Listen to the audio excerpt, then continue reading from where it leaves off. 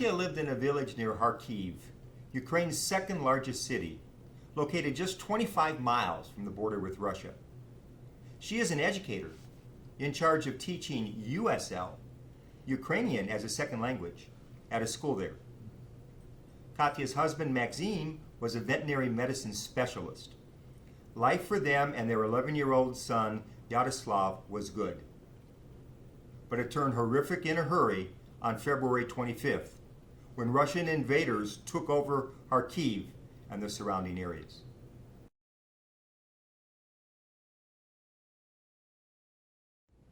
Katya, what was it like when the Russians invaded? Катя, як було для тебе, коли загарбники росіяни зайшли? Ну, це було страшно. It was fearful. It was fearful because we did not know how to act in this kind of situation, because nobody even taught us what to do, how to act. What did the Russians do? Що робили росіяни? So they went through the central street, the main street with, with vehicles. And number one, what they did, they destroyed all the stores. Because all of those who are gonna be out of the house and gonna be running around are gonna be shot. And they wanted everybody to know and pass a word that you cannot leave your house anymore. How long did that lockdown, that situation go on? Скільки часу продовжувалося це таке закриття від росіян? Ровно місяць. A month, exactly 1 month. Your school has it closed by this point? Чи твоя школа закрилася до того часу вже? My school was closed down on the first day of invasion, which was 24th of February. Let's go ahead a month and Давайте передивимося на місяць вперед. Tell us what happened on March the 25th.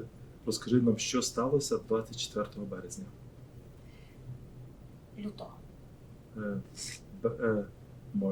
March, right? March 25th. Ну, ми йдемо зараз вперед на місяць. Що сталося вже після 24 лютого, через місяць? Через місяць. Yeah, 24, like, yes, yeah. So March 24th was 1 month into the war. But you had heard that the Ukrainian soldiers were coming. І ви ж тоді почули, що українські солдати мають зайти назад в місто, так?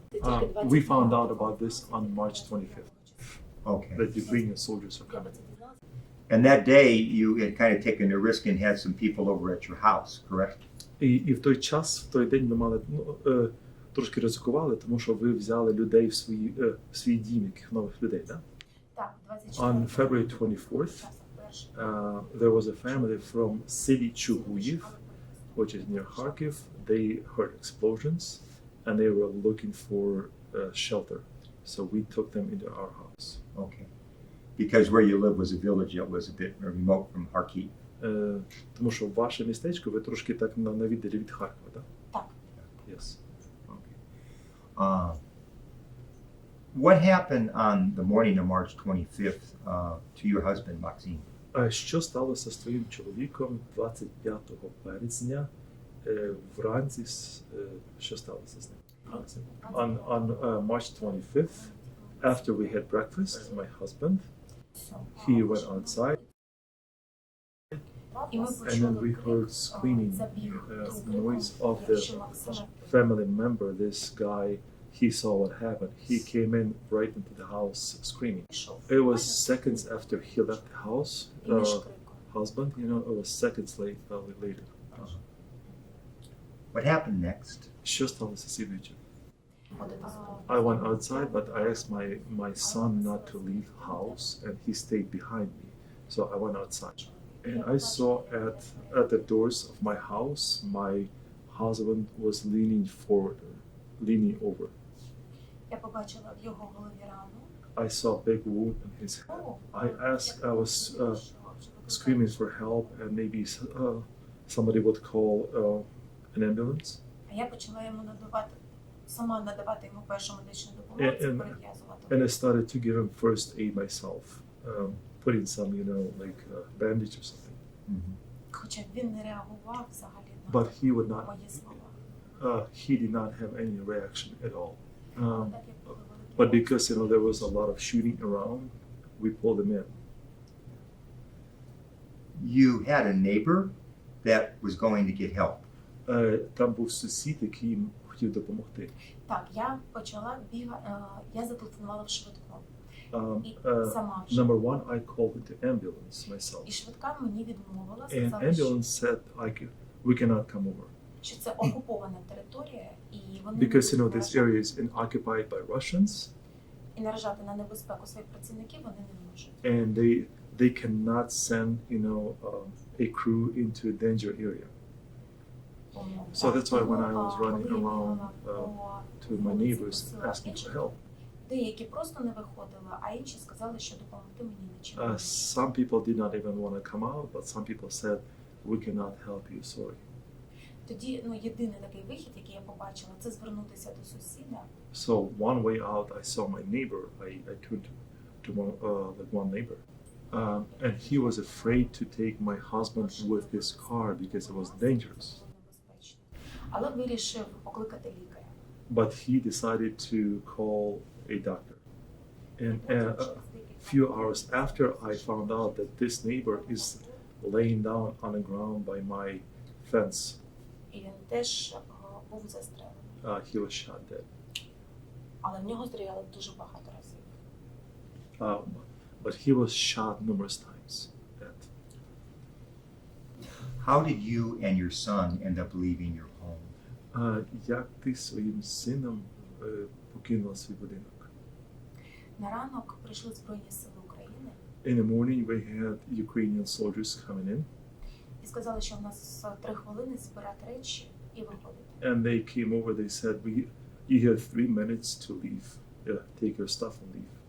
Це був єдиний такий зелений коридор за весь цей час. It was only time we had to leave in all the time in 1 month. That helped our other residents to leave that city.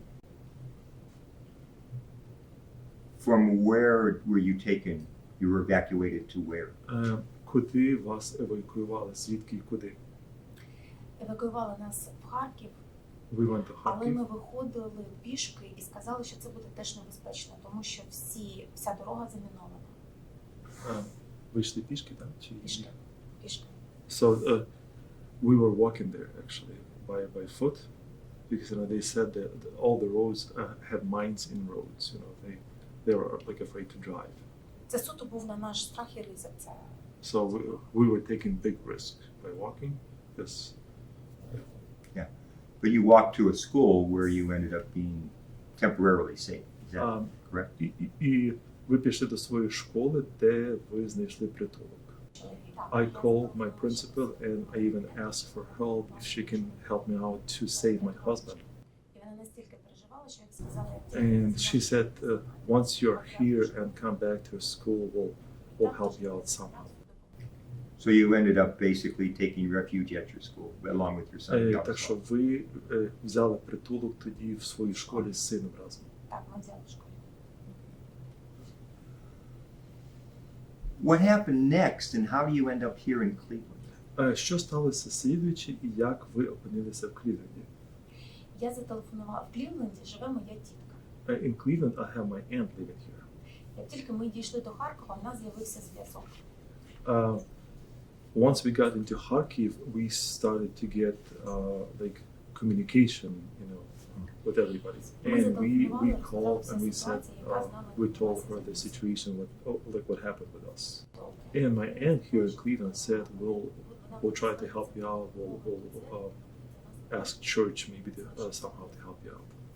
Мені здається, що нас вела от тільки Божа рука з того моменту, як ми були з Харкова. I think it's only God's hand, that saved us and to that moment and place. If you can, Якщо можеш, розкажи трішки географію, як ти дісталася з Харкова до Парми. In Kharkiv, we had a good time in underground bunker with 50 other people, and emotionally we were so united together. For a week we were underground in bunker hiding, but there was a great, we were all united. І коли у нас з'явилася можливість виїхати до Польщі, And when we had a chance to leave to Poland, Всі за нас молилися і раділи, що ми маємо можливість виїхати з And цього. everyone was cheering up for us because we had a chance. Not too many people had a chance to leave to Poland. Okay. Далі нам допомогли волонтери доїхати до залізниці, тому що це теж було небезпечно. And then volunteers helped us out to get to the train station, somehow because it was dangerous. Нас теж окольними путями довели до потяга і посадили. So with very crooked ways, we were hiding. We got into train station to the train, not hiding stuff. Так, ми доїхали до Львова, де нас зустріли теж волонтери. We came to Lviv, where we were met by volunteers. Mhm. Прихистили і на наступний день посадили до Польщі на автобус. We were taken care of for one day, and then next day we went to Poland. В Польщі ми теж прожили тиждень, In Poland, we were there for a week, трошки відволіклися, so відпочили, можна it was сказати. kind of easy time for us. We were getting rest. А потім нам зателефонували з Америки тітка і сказала, що у нас чудова можливість, нам взяли квитки. And then my aunt from the United States, from Parma, called, listen, there's good opportunity, we can buy you tickets До Огайо. to Ohio. Але цей шлях був дуже теж такий, знаєте, важкий. But Ми that- летіли через Франкфурт. But that way was kind of difficult and long because we took off in Frankfurt, Germany, До Мехіко-Сіті. to Mexico City. А з Мехіко-Сіті нас зустріли в Огайо волонтери. In Mexico City, we were met by volunteers from Ohio. Вони сказали, що допоможуть нам, але це теж небезпечний шлях, тому що там заправляють, як це сказати? Картелі. Картелі, так, заправляють картелі. They told us it was kind of dangerous in there too because cartels were in control. It was. Drug cartels. They told us it's very dangerous here too. Так. І коли нас привезли в табір для біженців, сказали не виходити, тому що там навколо чекають, що як хтось щось вип'є, можуть схопити людей. And then when we were at the camp for refugees, they told us not to leave anywhere because they're trying to Right. kidnap people. Було багато дітей і людей, які насправді зникли, їх розшукують там. There was a lot of kids and women and children there. And from there you ended up to flying to Tijuana? І звідти з Мехіко Сіті ви переїхали тоді в Тіуану, так? Так. Yes. And from there you were able to have protected status and cross over into the United States? І потім звідти ви перейшли через кордон, Так. і Це були отримали. найкращі моменти. That was the best time of my life. How do you feel about your time so far here? Як ви почуваєте зараз себе тут? Знаєте, я думала, що у мене зникли будь-які почуття. I think I lost any kind of I thought I lost any feelings. Але коли я перейшла кордон в Сан-Дієго, But when I crossed the border in San Diego, я відчула неймовірну радість, I felt спокій. enormous feeling of joy, І мені хотілося кричати від радості, and I wanted to scream out my lungs що наді мною from мирне joy, небо. yeah. That I'm in a safe place. Are you in touch still with your school and your fellow teachers and students? Чи ти ще спілкуєшся зі своїми вчителями, з директоркою, там, з Звичайно, ми школою? кожен день зустрічаємося, у нас нарада, і кожен день за розкладом відбувається урок. Every day I'm in touch with teachers and I'm still teaching online my kids in school. Every day.